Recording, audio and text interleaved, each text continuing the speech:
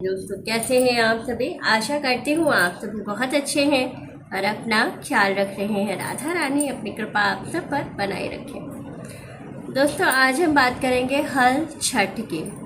इसे हल छठ, हल षष्ठी छठ या बहुत से लोग ललही छठ, तिन्नी छठ, बहुत सारे नामों से इसको जाना जाता है। एक नाम और है बलराम जयंती। ये नाम भी है इस व्रत का। ये कब पड़ रहा है? 2025 में।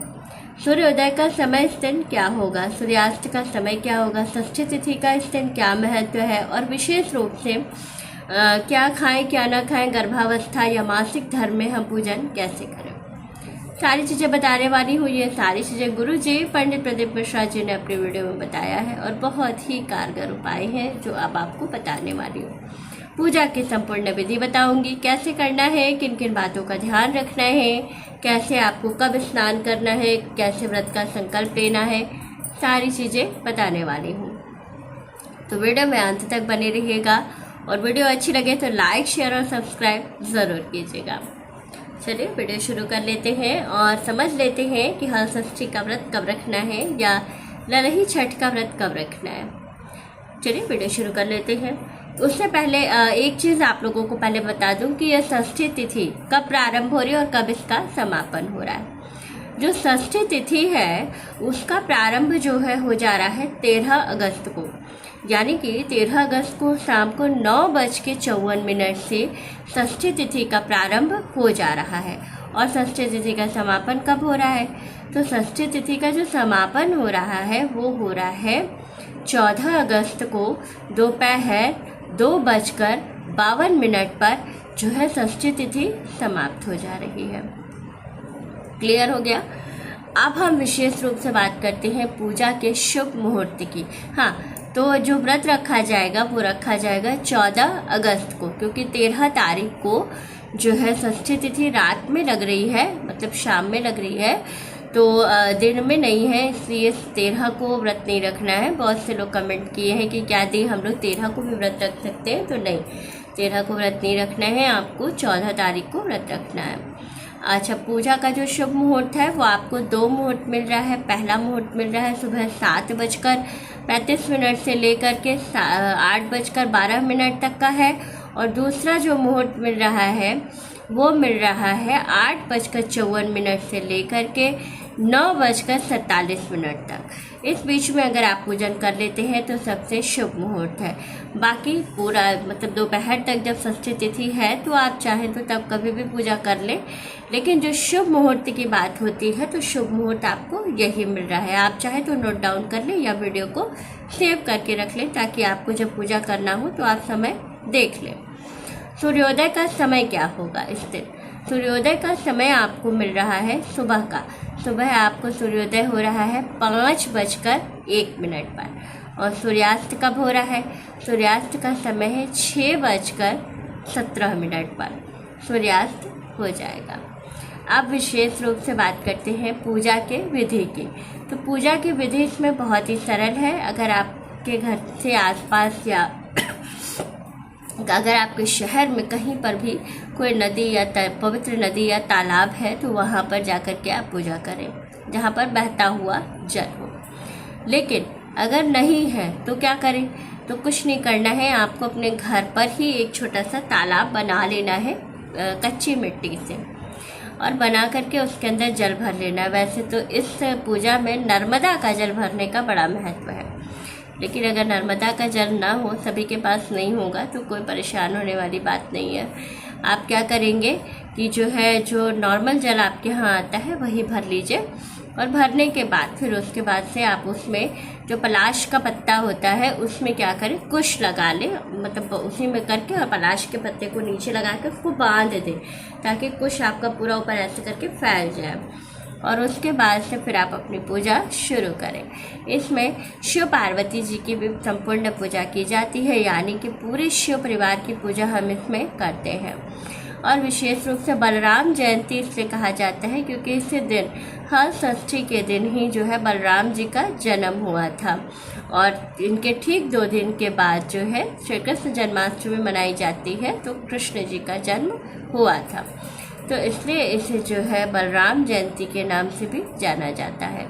ये तो बात हो गई इसकी। अब विशेष रूप से पूजन में आपको क्या करना है। संपूर्ण पूजा आप जैसे पोखरे पर पूजा करते हैं वही मैं बताने वाली हूँ, तो आप ऐसे ही घर पे भी इसी चीज़ को करिएगा।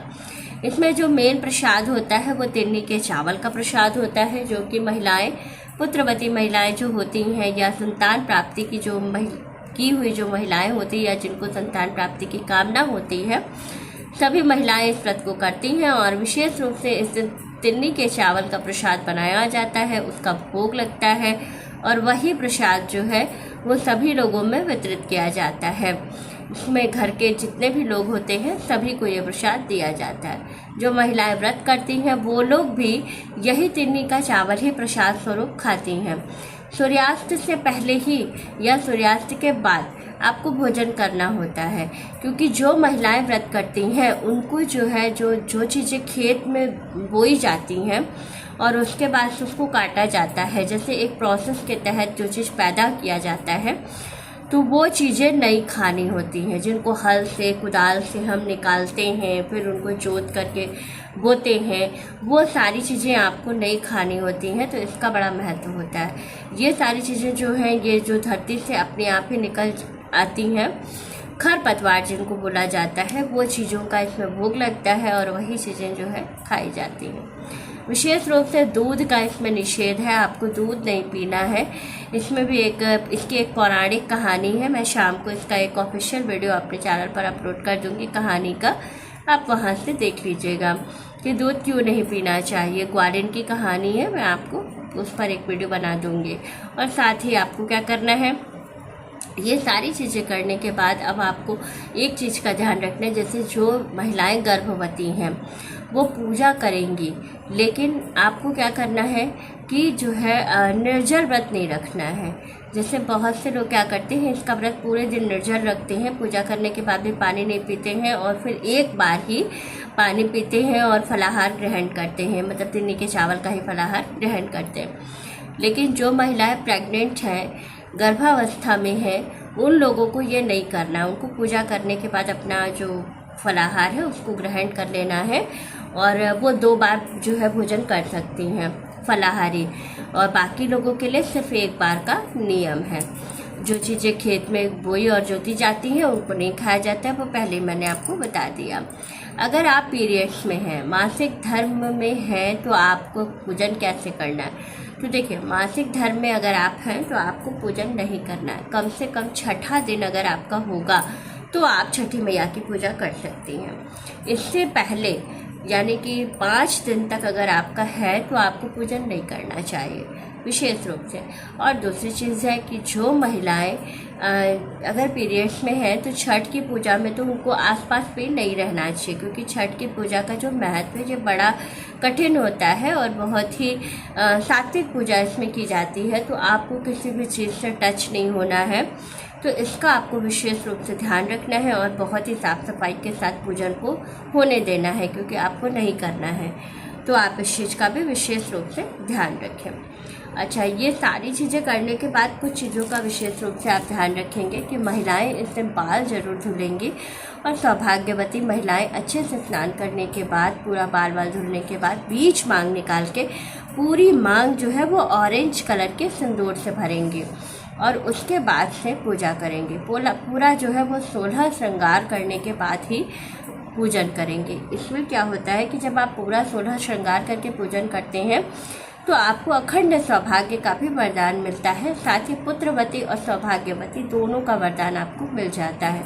तो ज़रूर करें, बहुत लाभ होने वाला है। तो वीडियो अच्छी लगी, जानकारी अच्छी लगी तो वीडियो को लाइक, शेयर और सब्सक्राइब ज़रूर कीजिएगा। राधे राधे दोस्तों।